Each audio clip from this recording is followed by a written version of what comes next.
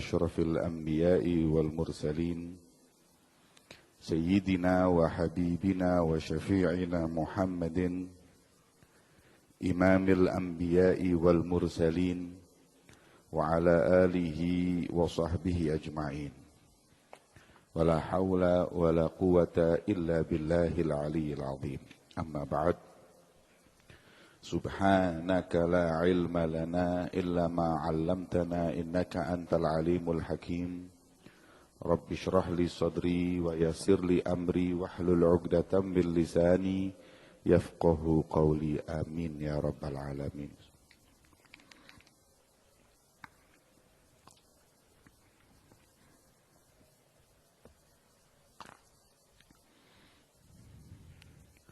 Alhamdulillah,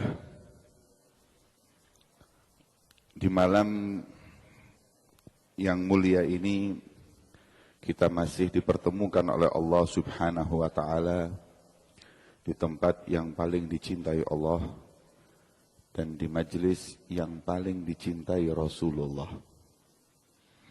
Tempat ini adalah baitun min buyutillah, rumah dari rumah Allah. Majelis ini adalah majelis warisan junjungan Nabi besar Muhammad sallallahu alaihi wasallam. Semoga pertemuan kita di malam mulia ini membawa manfaat untuk kita semua di dunia dan di akhirat. Seperti malam-malam sebelumnya, minggu-minggu sebelumnya, kajian kita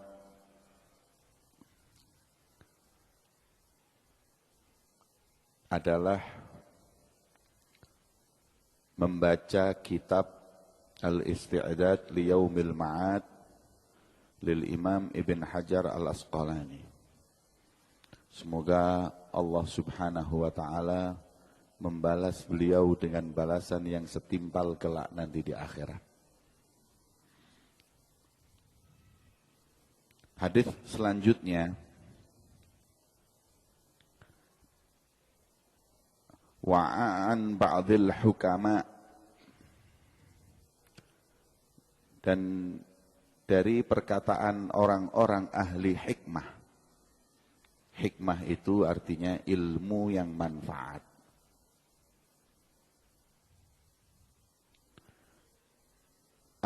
Thalathatun aw thalathatu asya tufarrijul ghusos.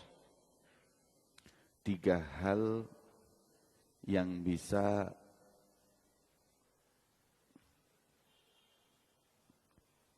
memberikan kenikmatan ketika kita dahaga. Manusia hidup di dunia ini seperti orang kehausan. Haus jabatan, haus harta, haus kasih sayang, haus. Maka para ahli hikmah, orang-orang yang memiliki ilmu manfaat mengatakan, untuk kita mendapatkan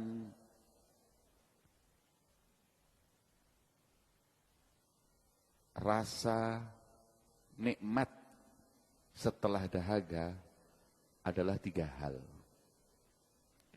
Yang pertama, zikrullah, menyebut dan mengingat Allah. Manusia hidup di dunia tanpa zikir kepada Allah akan hampa hidupnya. Manusia di dunia tanpa memiliki hati yang berkait dengan Allah akan kering, kerontang hidupnya. Walaupun diguyur harta sebanyak apapun, memiliki jabatan setinggi apapun, tidak akan merasakan kebahagiaan dan kenikmatan. Sungguh, kenikmatan hakiki ketika manusia itu dikaruniai oleh Allah kenikmatan menyebut dan mengingat Allah. Makanya ulama berkata, wa dzikru khamrul akabir lal inab wal zabib. Orang ingin melupakan masalahnya, mencari jalan yang instan, yaitu dengan minum minuman keras. Mereka lupa masalahnya. Hidup terasa tenang, tidak punya beban. Tapi para aulia Allah, mereka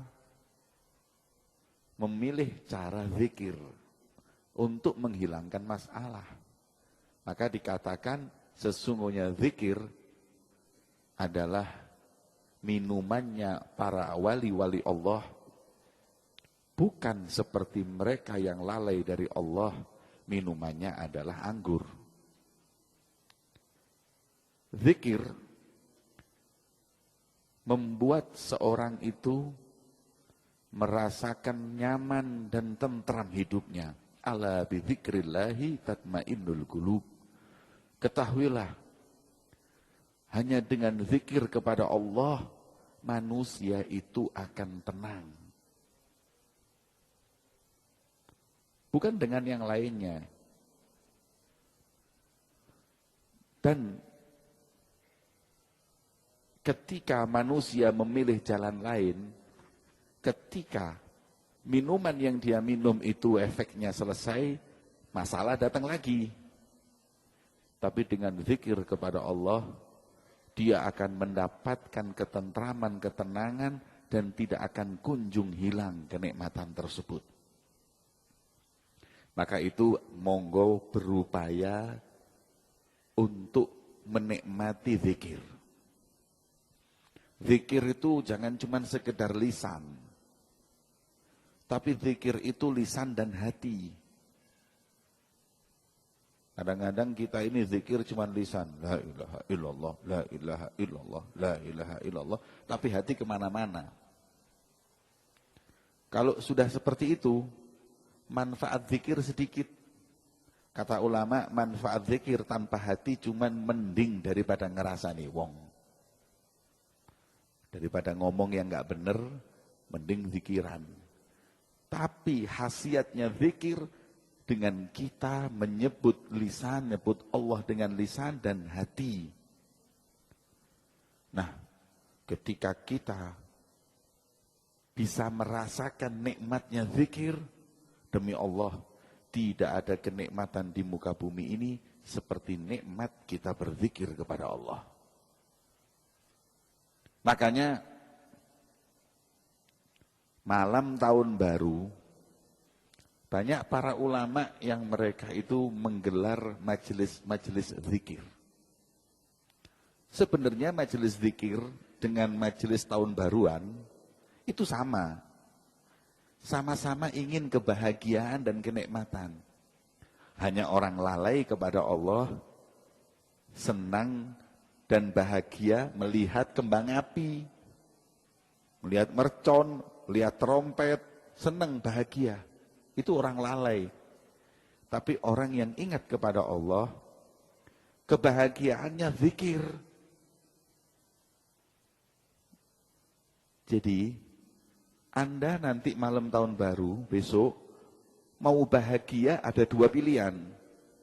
Sama-sama bahagianya. Jangan dikatakan orang zikir itu sumpek. Tapi orang zikir itu bahagia. Kenikmatan, tumakninah, tenang, itu dengan zikir. Semestinya kita umat Islam enggak malam tahun baruan.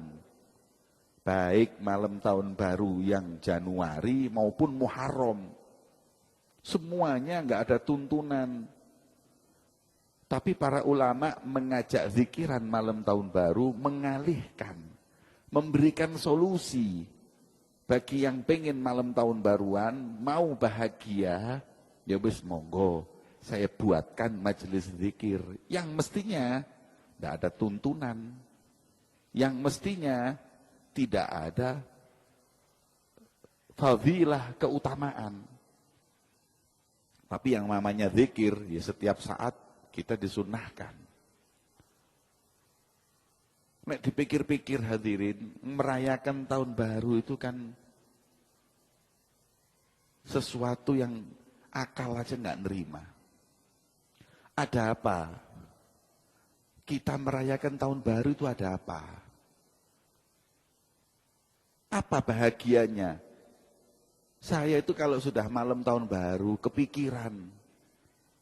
Berarti umur saya itu nambah, berarti sisa umur saya berkurang.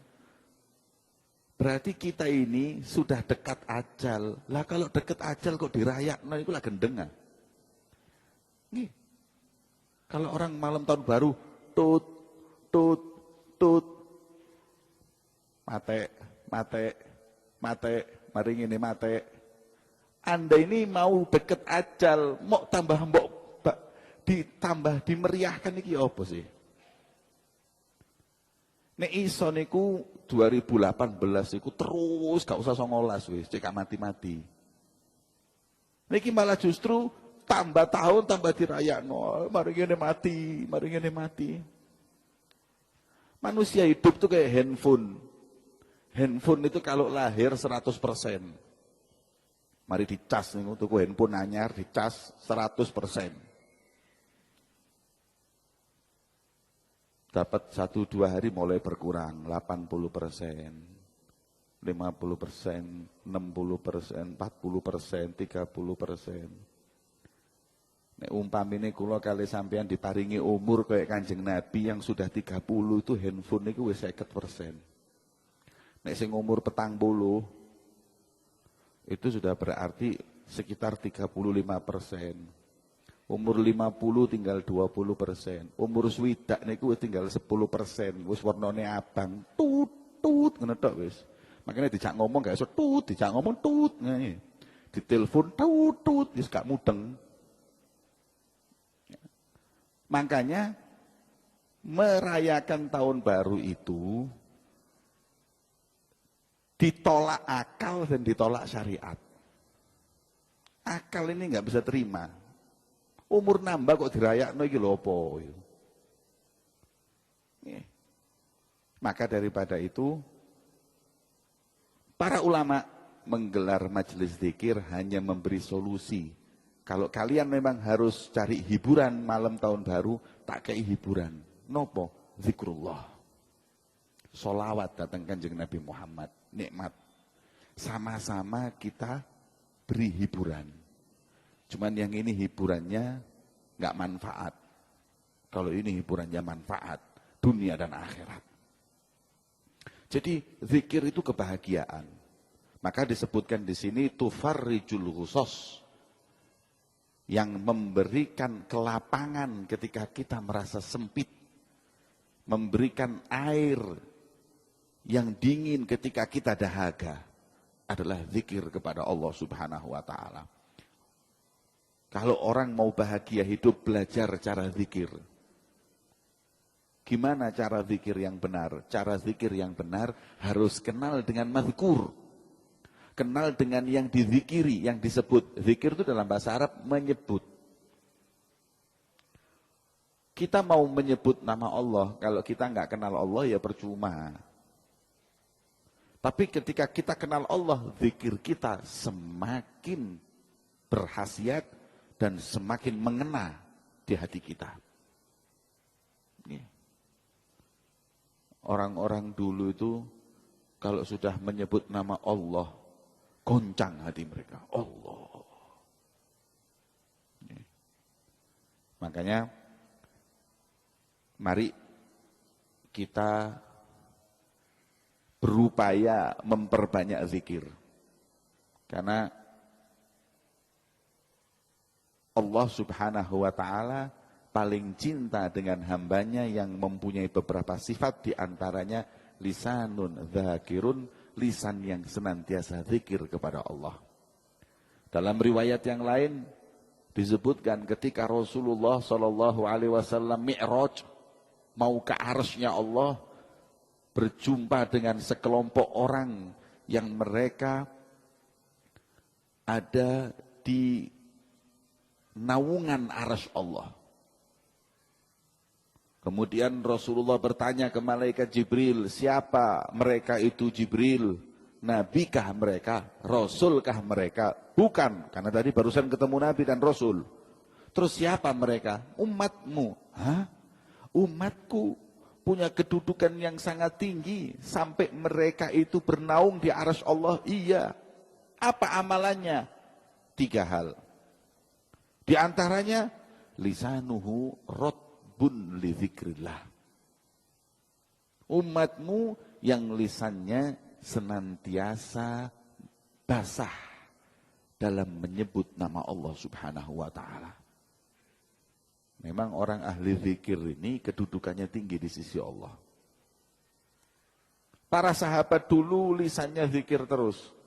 Sayyidina Abu Bakar itu diriwayatkan sampai meletakkan batu di mulutnya karena kadang-kadang lisan beliau itu nggak lepas dari zikir.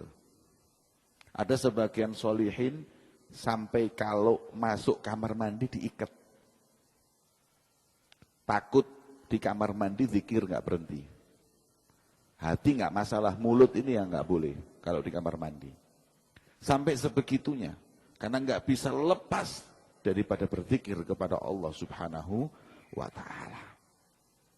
Maka itu monggo belajar zikir. Ada satu orang ini mimpi ketemu Kanjeng Nabi. Mimpi ketemu Kanjeng Nabi.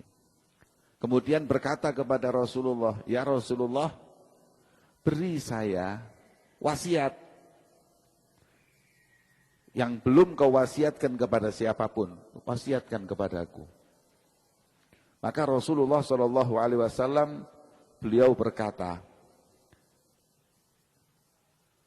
senantiasa seseorang itu disebut ahli zikir selama di kantongnya, di tangannya ada tasbih. Baik dia zikir atau tidak, selama membawa tasbih dihitung berzikir kepada Allah.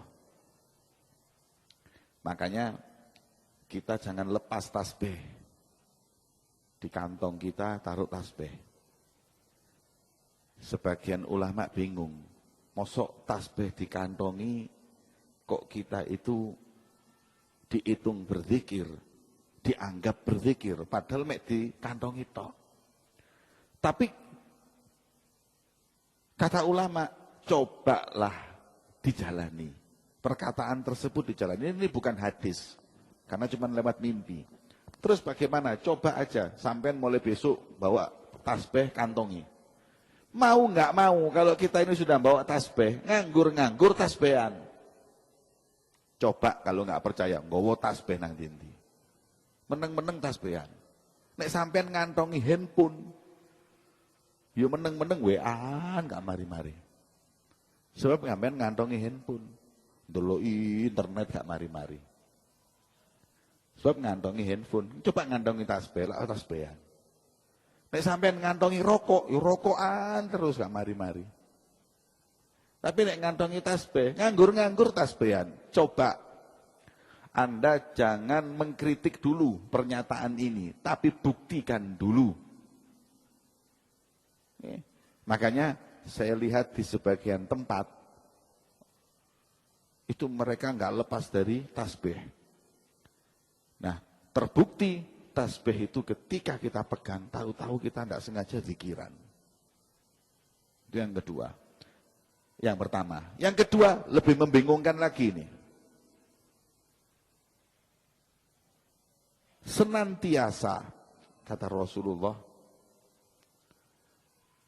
orang yang mulutnya bau kopi, itu diistighfari malaikat. Orang kalau mulutnya bau kopi, diistighfari malaikat. Ini ulama lebih bingung lagi ini. Tasbih mang wis bingung apa meneh sing iki. Lho mosok mek gara-gara kopi. Iki nak permen kopi kok dadi laris ae. Pokoknya bau kopi. Dikaji ulama, lo kenapa? Oh iya. Karena dua hal. Yang pertama, sebab kita itu kalau hadir majelis zikir, tahlilan di kampung, biasanya dikai kopi ya. Nih, sampean hadir majelis tahlilan di kampung itu dikai kopi.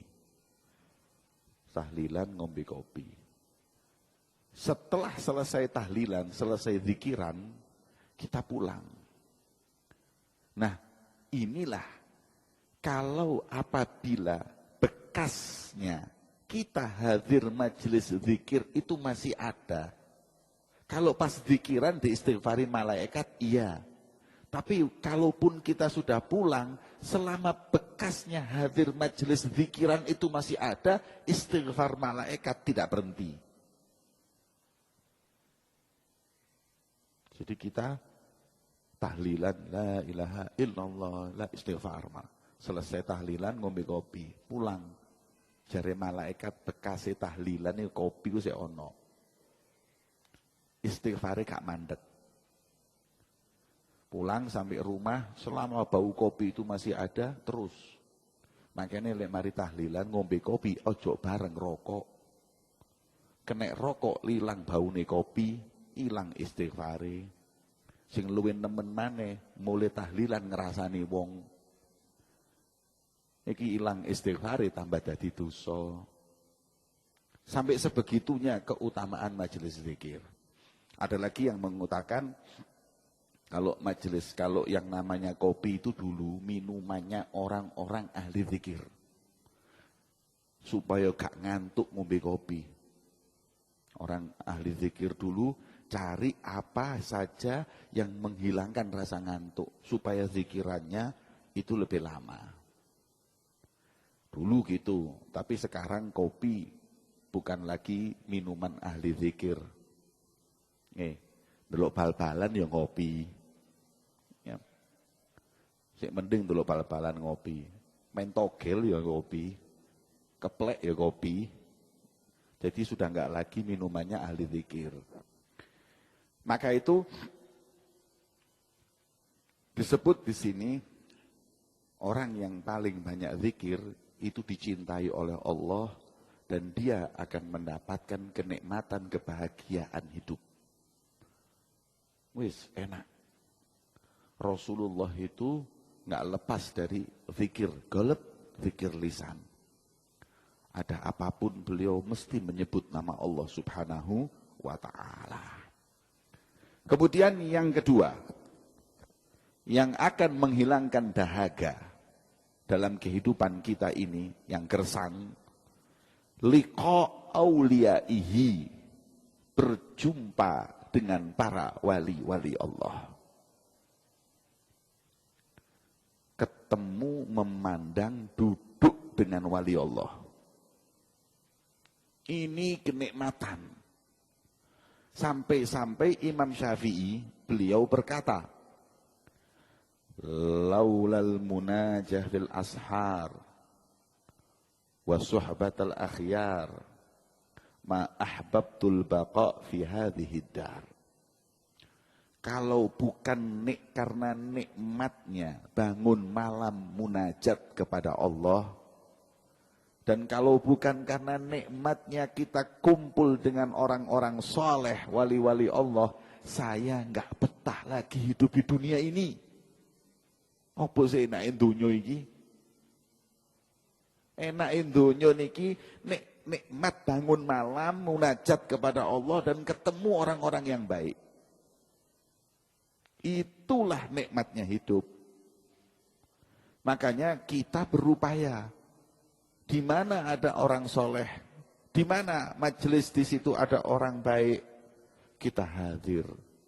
Selain kita nuntut ilmu, selain kita berzikir, kita mendapat kemuliaan berjumpa dengan orang soleh. Nah, perjumpaan dengan orang soleh itulah yang akhirnya oleh pendahulu kita dibuatkan majelis-majelis haul. Haul Kiai Fulan, haul Habib Fulan. Selain kita ke sana mau mendapat keberkahan dan beribadah, kita juga ingin melepas dahaga hidup ini dengan memandang kumpul dengan mereka. Loh memang karena aulia Allah ini hidupnya enak. Mas, Pak. Waline Allah niku nggak kenal sumpek, nggak kenal takut. Makanya mereka belum di surga, surga duluan. Orang itu kalau seneng, sing delok melok seneng. Wali-walinya Gusti Allah itu karena bahagia dengan zikir, hati yang bersih, kita memandangnya itu ikut seneng. Sampean kalau lihat orang seneng ikut seneng. Nek gak percaya, wong sing manten anyar paranono omahe. Seoleh rong dino manten anyar, Anda datangi rumahnya. Ambek seger, ambek mesam-mesem. Kon gak melok rabi, melok seneng. Ngene apa nggih? Sampean gak ikut kawin, tapi lihat pengantin ini melok seneng. Lihat pengantin habis akad, qabil tu nikah wa tazwijamu. Allahumma sholli ala Muhammad. Mesam-mesem ketemu, gak melok rabi, melok seneng. Lihat orang seneng itu kita seneng. Itu sudah fitrah. Lihat orang wajah berseri-seri seneng. Delok wong sing sumpek melok sumpek. Nek gak percaya tanggamu sing akeh utange iku paranono. Nek wis ketemu merengut yo opo rek bayar utang. Sampean gak melok utang melok sumpek deloke. Kalau lihat orang ahli maksiat, hati ini sumpek. Tapi kalau lihat orang ahli ta'ah, hati ini senang. Makanya untuk menghilangkan dahaga, melapangkan kehidupan yang sempit, memandang, berjumpa dengan mereka orang-orang soleh. Ya Allah, delok tok niku suweneng, melok seneng. Makanya kalau sudah hadir haul, ketemu kiai-kiai, ketemu wali-wali, delok tok pemene sampai salaman, delok tok niku suweneng. Begitu pulang sampai omah niku suweneng, ya Allah. Ya itu yang dikatakan oleh ulama, tufarrijul ghusos, jumpa dengan para wali-walinya Allah. Belum lagi nanti keutamaan duduk dengan mereka. Ada satu riwayat, riwayat ini kita ambil fadilahnya, keutamaannya. Jangan dibahas sahih enggak sahihnya. Ambil riwayat ini ilmunya. Dalam kitab Majma'ul Bahrain itu disebut ada seorang yang meninggal dunia. Satu orang ini meninggal dunia. Karena banyak salah dan dosa, sama malaikat ini mau dimasukkan neraka. Tapi Allah Subhanahu wa ta'ala memanggil Jibril. Jibril, labbaika ya Rabb. Dalam Gusti Allah. Sal abdi fulan. Hambaku yang mau masuk neraka itu tolong ditunda dulu. Sampai pending sih. Tanya dulu kepada dia. Nggih Gusti Allah, malaikat batal nosik. Gusti Allah mau menanyakan pertanyaan. Apa ya Gusti Allah yang kau ingin tanyakan? Sal abdi fulan. Hal jalasa ala majlisi alimin fid dunia. Di dunia hambaku tersebut suka duduk dengan para ulama, para aulia atau tidak? Kemudian malaikat tadi, nggih Gusti, saya tanyakan. Hamba yang mau masuk neraka itu ditanyai. Fulan, Mas, sampean teng dunyo nate hadir teng majelis para ulama, para aulia napa mboten? Sering jumpa dengan para wali-waline Gusti Allah di majelis-majelis atau tidak? Faqala la, kula mboten nate. Enggak pernah saya hadir majelis. Nek majelis konser istiqomah. Majelis bantengan, Masya Allah. Majelis-majelis yang gak mutu niku ditekani. Dawuh malaikat emani. Coba dulu di dunia hadir majelis, dapat syafaat. Kata Allah, idza jalasa ala majlisi alim min dunya, adkhilhul jannah bi syafaatih. Kalau memang pernah di dunia itu hadir, berjumpa dengan para walinya Allah, masukkan surga dengan syafaat mereka. Makanya Syekh Abdul Qadir Jailani itu pernah jalan dengan murid-muridnya lewat kuburan. Diam beliau. Kemudian, kenapa Syekh? Siapa yang dikubur di sini? Fulan bin Fulan ya Syekh. Aku dengar dia lagi disiksa oleh Allah. Disiksa malaikat. Ya Allah. Terus gimana? Saya ingin memberi syafaat. Tapi, apakah waktu di dunia pernah hadir di majelis saya? Jawaban muridnya, enggak pernah Syekh. Ini orang enggak pernah hadir majelis. Uripe nyambut gawe isuk mulai bengi turu nyambut gawe berik metu mbek bojone wis ngono tok, gak tahu hadir majelis, wis gak tahu sing jenenge sholawatan, gak tahu kumpul ulama. Emane. Kalau dia pernah hadir majelis saya minta ya Allah berkatnya dia hadir majelis saya, angkat azabnya. Tapi karena enggak pernah ya wis. Tapi kata Sahabat Qadir Jailani, nanti dulu. Kalau memang dia enggak pernah hadir majelis saya, pertanyaan saya, pernah enggak dia melihat saya? Kalau pernah lihat saya minta sama Allah, berkatnya memandang para aulia Allah, angkat azabnya. Jawabannya, enggak pernah.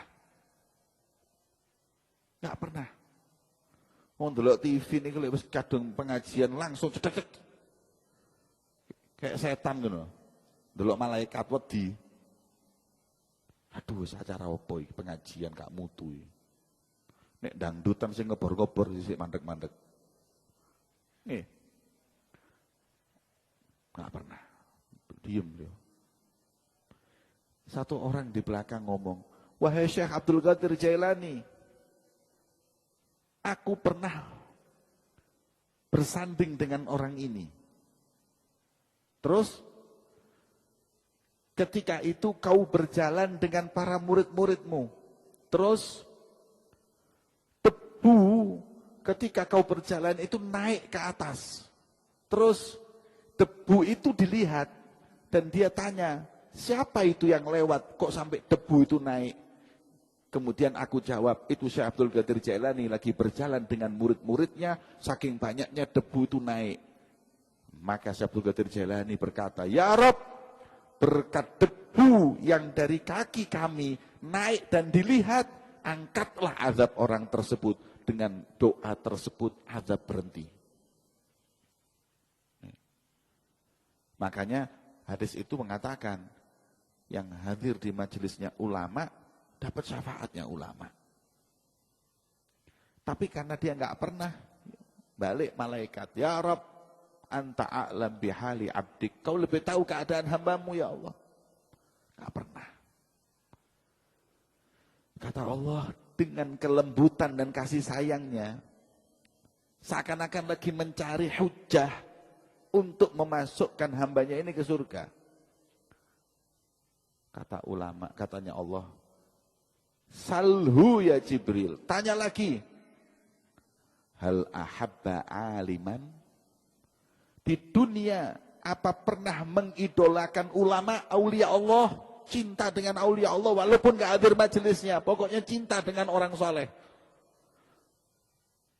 Nggih Gusti, saya tanyakan, hal ahbab ta'aliman fid dunya, hei, apakah kau di dunia pernah cinta dengan para wali Allah, ulama? Satu aja sebutkan. Qala la, Dijawab, nggak pernah. Terus idolamu sapa? Yesiku, Messi, Ronaldo radhiyallahu anhum. Gak isuk, gak bengi disebut ae. Idolane gak jelas. Artis-artis sing bendino maksiat mbek Gusti Allah. Kadang-kadang artis sing kafir gak tahu sujud mbek Gusti Allah dipajang di omahe fotone niku dengan bangga mengidolakan mereka. Kemudian kembali malaikat kepada Allah, anta a'lam bihali abdik, ya Allah, engkau lebih sadar, lebih tahu keadaan hambamu.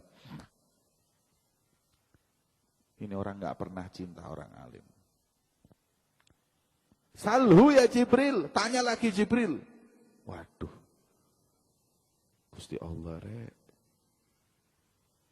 sampai sebegitunya ingin masukkan orang itu ke surga. Nggih Gusti, hal jalasa ala ma'idatin wa fiha alim, wis takonono. Tahu mangan bareng gak mbek wong alim.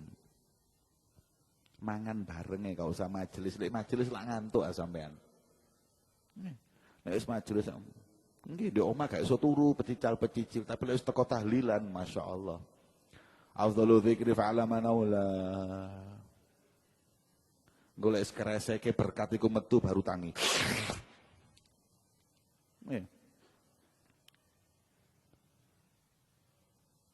Mangan bareng tahu. Duduk bareng sama ulama. Ojo majelis, lek majelis ngantuk, wis mangan bareng ae. Bareng mangan gak kira ngantuk ah. Tanya malaikat, pernah enggak sampean makan bareng wong alim? Jawabane, qala la, enggak pernah. Enggak tahu. Lho kon iki ndek donya lek mangan ndek endi? Kafe. Lah kan masuk ketok ana kiai nang kafe ini. Sobone kafe, diskotik, masuk ketemu wali di diskotik. Makanya sahabat itu dulu sering ngundang makan Rasulullah. Tabiin suka mengundang makan para sahabat. Sampean nggih ngoten nek oleh rezeki kiai ku undangan mangan. Batu iki tak delok-delok kurang undangan mangan. Makanya ustad-ustad di Batu delok nak kuru-kuru awake. Aku iki lemu lak kudu di Batu ah. Dipangani wong-wong liyane, mosok wong Batu gak tahu. Aku setahun iki lho gak tau diundang mangan ning wong Batu. Berkatan nih ngono kadang-kadang dikek kacang, mosok iso lemu rek mbek kacang iki. Undangan mangan, wong alim, wong soleh pangan sing enak. Berkat anak istrinya iki lho rek mangan. Kasih bekasnya ulama itu kepada anak istri, panganan barokah ulama. Ngono. Itu bagian dari ibadah, bukan tidak. Ngundang mangan wong biasa aja keutamaan besar apa meneh para wali, para ulama. Maka kata malaikat, enggak pernah ya Rasul, ya Allah. Wis gak ono kesempatan mlebu swarga modele wong iki. Sudah dikasih kesempatan 3 kali tapi enggak ada yang cocok, enggak ada yang kena. Tapi kata Allah, salhu ya Jibril, ditakoni maneh. Apa ya Rabb? Salhu an ismihi wa an ismi abaihi. Idza wafaqa ismuhu isma alimin adkhilhul jannah bi syafaati. Wis takonono jenenge ae. Nek jenenge padha mbek waline Gusti Allah, lebokno swarga berkat jeneng sing padha mbek wong saleh.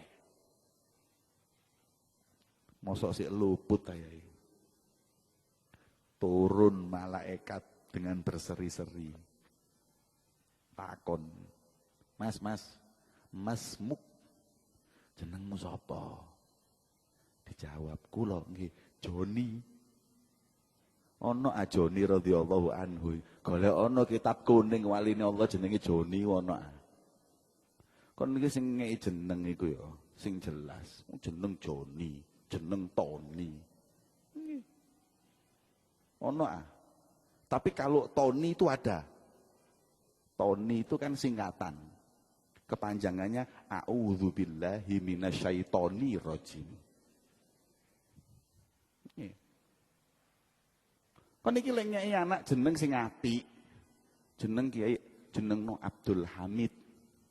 Lho apa supaya angsal barokahne Yai Hamid. Namanya siapa? Khalil. Lho apa kepingin barokahe Mbah Khalil Mangkalan. Jenenge sapa? Abu Bakar. Lho apa kepingin angsal berkahe Sayyidina Abu Bakar. Jenenge sinten? Muhammad. Wah, angsal barokahe Kanjeng Nabi. Ini iki jeneng gak jelas, wis gak jelas dawa maneh. Nggih, jenenge wong 7 dadi 1. Bapake lho gak apal. Kasih nama itu yang jelas. Siapa ya orang sebelumnya yang diidolakan diberikan namanya, itu doa. Ibu itu kalau nama anaknya itu baik, umpamin jenenge Soleh. Soleh, leh, soleh. Ibu ketika memanggil itu doa, ya Allah dadekno anakku anak sing soleh, leh soleh dadi anak soleh. Doa. Lah kalau kita nggak jelas ngasih anak nama, anak dikasih nama is gak karu-karuan. Wedok yo ngono. Jeneng Bella. Namanya siapa Bella? Artinya apa karu? Tambah ono supaya ono artine. Tambahin apa Beb? Bella Sungkawa. Jangan memberi nama anak yang enggak ada artinya. Enggak boleh. Beri nama kepada anakmu yang ada artinya, karena itu tafaul, itu adalah harapan. Wong dijenengno Ahmad. Ahmad itu jenenge Kanjeng Nabi. Kula pengin anak kula angsal berkah Kanjeng Nabi, itu bagus. Tapi kalau kita sudah memberi nama anak, loh, nama itu tidak harus bahasa Arab. Bahasa apapun yang penting ana artine. Sampeyan titenono, wong jenenge biasanya persis dengan namanya. Soeharto. Soeharto niku lak hartone kathah. Sampeyan tingali Pak Harto iso sugih apa gak? Jenenge Soeharto sugih. Beb tangga kula jenenge Soeharto, tapi kok melarat niku Soeharto apes niku. Nama itu harus yang baik. Karena kalian dipertanggungjawabkan nanti di hari kiamat. Bapak-bapak sampai dimintai pertanggungjawaban hari kiamat dalam memberi nama anak. Nek anakmu jenenge gak jelas, di akhirat dituntut sampean. Makanya Sayyidina Umar itu pernah diwaduli oleh seorang bapak yang anaknya mbawetik nawakal. Kemudian Sayyidina Umar bertanya, "Sik, ndi anakmu?" "Iki lho, mbawetik Sayyidina Umar." Wis amblek kono gak apa-apa. "Sik tak takoni, jenenge sapa?" "Dik, Masmu jenengmu sapa?" "Kula nggih, Jual." Jual itu dalam bahasa Arab artinya kepik. Kepik lho buadeg. Kata Sayyidina Umar, "Lah iki jeneng kepik. Jeneng kepik yo anakmu kaya Batman ngono. Mbawetik setengah mati." Nih. Jangan kau durhaka sebelum anakmu yang durhaka. Kita itu, Rasulullah itu ya dalam riwayat mengganti nama sahabat 600. Ben ketemu sahabat jenenge kurang apik ganti. Ada satu sahabat namanya Huzun. Huzun iki artine sumpek. Ana merengu tok ae. Jenengmu sapa Huzun? Nah, iya. Kata Nabi, rubahan. Sapa? Sahlun. Sahl itu orang yang sering senyum. Dirubah. Madinah. Jangan lagi nama orang. Nama kota pun dirubah. Ada kota namanya Yathrib.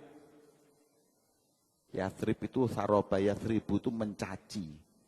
Mangkane wonten kabilah Aus Khazraj pisu-pisuan perang gak mandek-mandek wong jenenge Yathrib. Kemudian kata Rasulullah, rubah apa? Thayyibah. Baik. Madinah Munawwarah. Makanya sampai sekarang Masya Allah padang kota Madinah. Kota. Lah iki wonten desa jenenge Pait. Ana apa gak? Ana apa gak? Lah iku rubah manis ngono lho. Ana kota jenenge Malang. Nasibnya Malang terus. Lho Beb, Malang itu bukan nasib, Malang itu bentuknya Malang. Oh ya wis nek ngono. Beri nama yang baik. Ngapunten nggih. Justru yang ngerti seperti ini itu orang-orang Cina. Wong Cina niku Pak, sampean tingali perhatekno, tuku-tukune jenenge apa? Sumber Makmur, Jaya Abadi. Makanya suke-suke, laris-laris. Tuku laris, Jaya Abadi. Wah, Jaya apa? Sumber Makmur. Waduh, makanya suke-suke. Lah, kita orang Islam ngei jeneng depot lumayan. Lumayan gak dodol barang enak deh kono. Bakso barokah. Payu gak payu sementing barokah. Jangan tasmiyah itu tafaul, pemberian nama itu tafaul. Wis akhirnya malaikat naik kepada Allah. Ya Rabb, anta a'lam bihali abdi. Kau lebih ngerti keadaan hambamu ya Allah. Joni Gusti Allah, gak tepak belas Gusti. Kemudian kata Allah, wis ngene ae. Tanya lagi ya Allah, iya.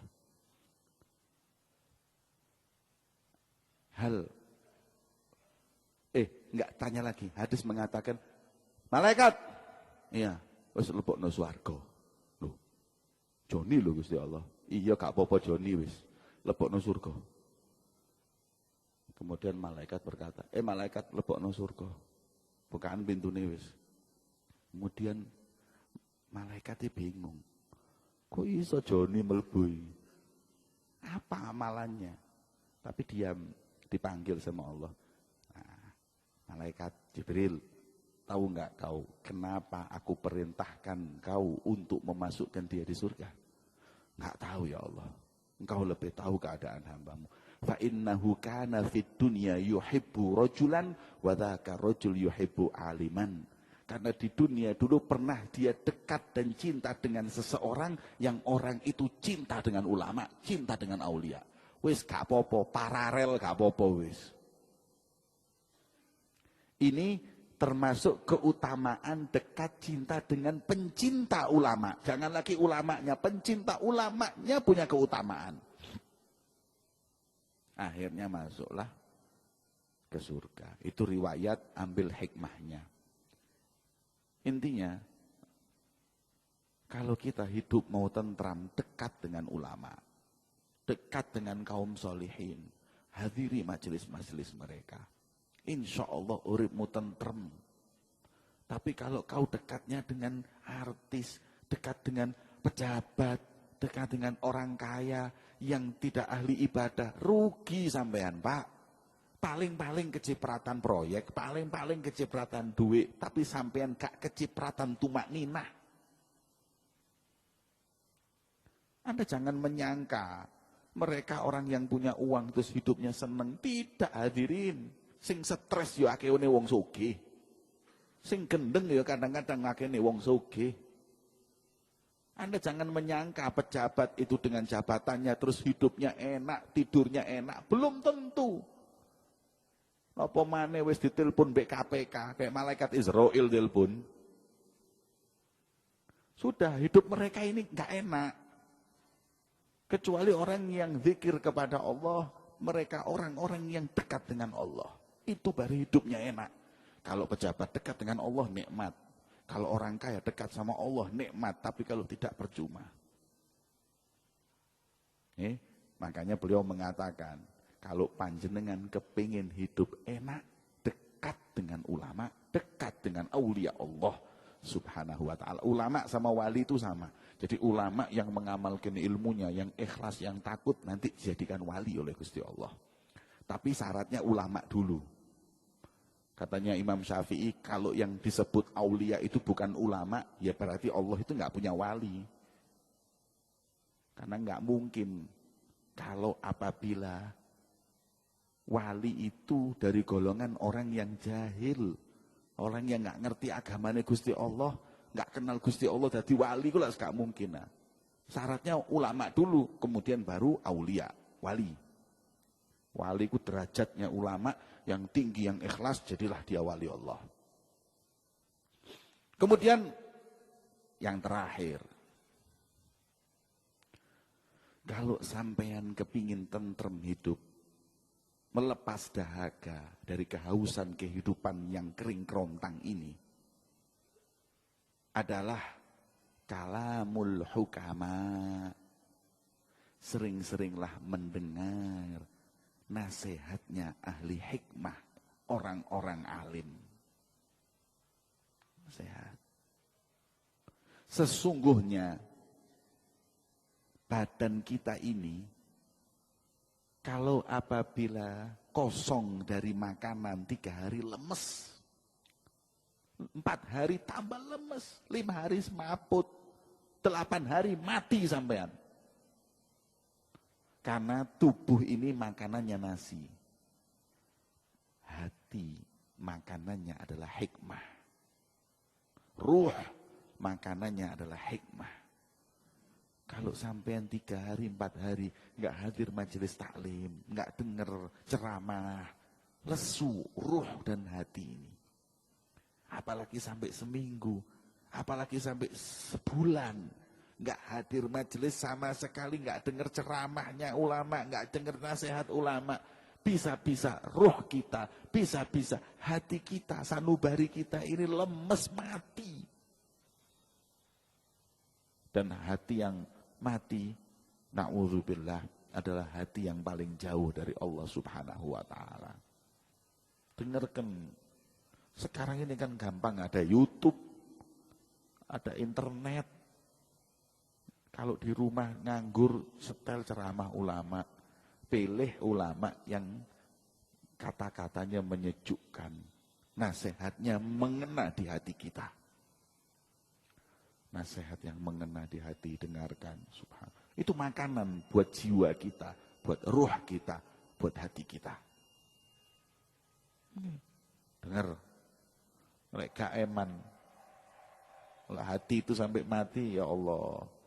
Yauma la yanfa'u malun wala banun illa man atallaha biqalbin salim. Hari nanti tidak lagi manfaat.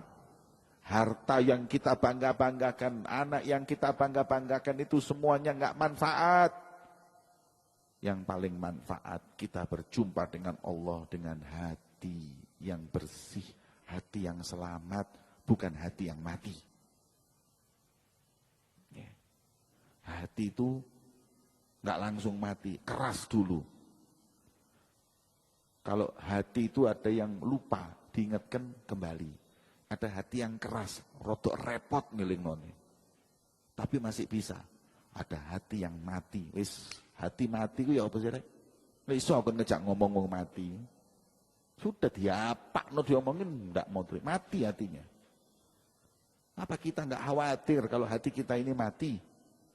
Makanya dengar perkataan ulama, hikmah, ilmu yang manfaat dari lisannya para ulama agar hidup kita ini hidup kita ini hidup yang hakiki. Makanya ulama berkata, qad mata qaumun wa ma matat makarinuhum wa mata qaumun wa hum fin nasi ahya'u. Al-jahiluna mawata qabla mautihim wal alimuna wa in matu fa ahya'u. Ada sekelompok manusia yang mereka mati tapi kebaikannya enggak ikut mati. Ada sekelompok manusia yang mereka meninggal dikubur jasadnya tapi seperti hidup karena manfaat ilmunya. Orang bodoh belum mati, mati duluan. Orang alim walaupun meninggal tetap mereka itu hidup. Makanya orang punya ilmu itu nikmat. Mereka nggak akan mati. Matinya cuma jasadnya aja. Tapi manfaatnya terus tercatat dalam kebaikannya sampai hari kiamat. Kata Sayyidina Ali mengatakan bahwa wa ajsaduhum qabla al-quburi kuburu wa fil jahli qabla al-mauti mautun li ahli wa ajsaduhum qabla al-quburi kuburu. Dan dengan kebodohan orang itu mati sebelum jasadnya mati. Tapi dengan ilmu manusia itu hidup. Wa ajsaduhum qabla al-quburi kuburu. Jasadnya orang yang enggak kenal Allah, kenal Rasulullah, yang enggak punya ilmu itu sudah terkubur seperti kuburan. Makanya kadang kita ini kalau di jalan ketemu orang yang enggak mau nuntut ilmu, enggak mau belajar, terus salam kepada mereka. Itu salamnya bisa assalamualaikum, juga bisa ditambah assalamualaikum ya ahlal kubur, antum sabikun wa nahnu bikum lahikun, assalamualaikum ya ahla diyaril qaumil mu'minin. Kayak lewat kuburan ngono wis. Golek mendelik, wah iku mak lampir. Gondoruwo iku. Nggih. Kenapa mati mereka? Makanya ayo manusia hidup dengan ilmu. Setidaknya kita dekat mendengar hikmah. Jadi pulang itu dari rumah itu ada yang dipikirkan, ya Allah. Iku mangaku diajari telu. Wong nek kepengin uripe tentrem bahagia, sing kathah zikir, ketemu para wali, ngrungokno nasihati para wali. Wis.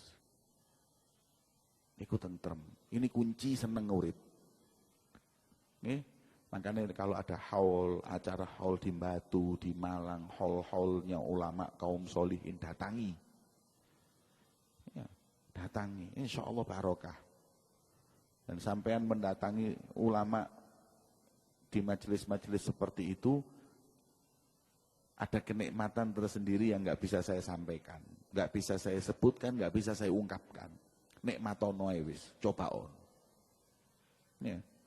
Kayak kemarin ada haul di Solo, Masya Allah ratusan ribu yang hadir, seneng kabeh.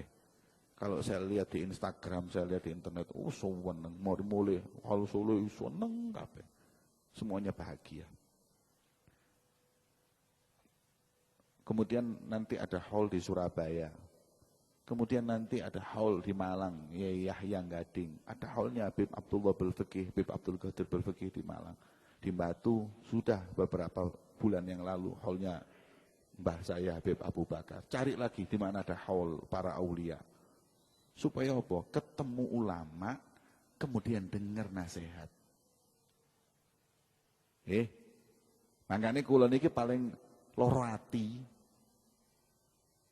Paling enggak seneng kalau sudah acara haul yang di situ pertemuan dengan orang soleh, mendengar hikmah, digawe kampanye. Sudah hadir kepingin ketemu wali, dadakno sing ceramah, ayo pilihlah nomor 1, pilihlah nomor 2, jawaban dengkulmu itu. Aku ini mbok cak sing tim sukses. Saya kesini itu supaya dengar hikmah, supaya hati yang mati ini bisa hidup. Kula kadang-kadang gregeten, nate kula niku 2014 diundang acara haul di Gresik, seiling aku. Niku ada penceramahnya, ceramah nangis-nangis. Saya tahu betul Bapak Fulan itu orangnya Masya Allah. Amanat guru kula coblosen niku. Papen bakal nangis-nangis sampean. Kula gregeten hati. Begitu orang itu turun duduk sebelah saya, tak takoni, ngapunten nggih Yai kula badhe tanglet nang sampean. Nggih Bib monggo. Sampean napa nate ngejak wong cinta mbek Gusti Allah, cinta mbek Kanjeng Nabi sampai nangis-nangis iku tahu ta? Meneng ae. Lho kok nyoblos sampai nangis-nangis? Coba nek sampean kayak mau ya Allah, ojo maksiat mbek Gusti Allah. Gusti Allah niki pun loman, iku manfaat. Jangan tinggalkan Rasulullah niku manfaat. Dalem mbok nyoblos niku untunge apa? Sing untung lak kontok oleh proyek. Terus wong-wonge mbok bodoni kabeh. Wis gak perlu. Orang sekarang sudah cerdas, biar milih sendiri. Jangan majelis-majelis suci seperti itu kita pakai untuk kepentingan-kepentingan sesaat. Wis gak perlu. Iki wong golek duit kabeh. Tak kandhani sampean. Sing sampean pilih niki wong sing golek jabatan, golek duit. Wis. Apapun kata mereka wis gak percaya kula. Kecuali lihat calon presidennya Umar bin Abdul Aziz ngoten. Niku baru kula dadi tim suksesnya gak apa-apa. Nek sing liyane wis gak percaya wis. Buktine wong ben-ben wis ngono kabeh. Dipencitraan tok isine, diakali tok. Lah sing kudu guyu kula niki beberapa saat yang lalu di Madura sampai paten-patenan hadirin. Berapa? 1 bulan yang lalu. Ilo-iloan tukaran paten-patenan ndak goblok ah. Sing ndek ndukur iku rangkulan, masih ketok itu tukaran tapi rangkulan. Niku wong-wong iku kartune ya wala-walik menang, kepilih menang, gak kepilih ya menang. Kan wis ono proyek iku. Aku lek gak menang tetep gak ono proyek, lek gak kon tak gawe wong ngamuk kabeh lho mbek kon. Oh iya ya ojo kuwatir.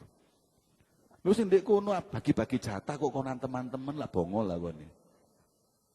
Jangan mau dibohongi. Makanya nyesel kalau kita sudah hadir majelis terus isinya nggak mutu. Kita diajak cinta dunia, diajak cinta jabatan. Makanya niku monggo para hadirin yang dimuliakan oleh Allah, kita sudah hidup ini sudah gersang. Gersang kita ini sumpek. Perbanyak zikir biar bahagia. Bizikrillah tatmainnul qulub. Memandang orang soleh. Hadir majelis dengarkan nasihat. Uripmu bakal tentrem, seneng dunya, seneng akhirat. Wallahu a'lam bi shawab. Sirril Fatihah.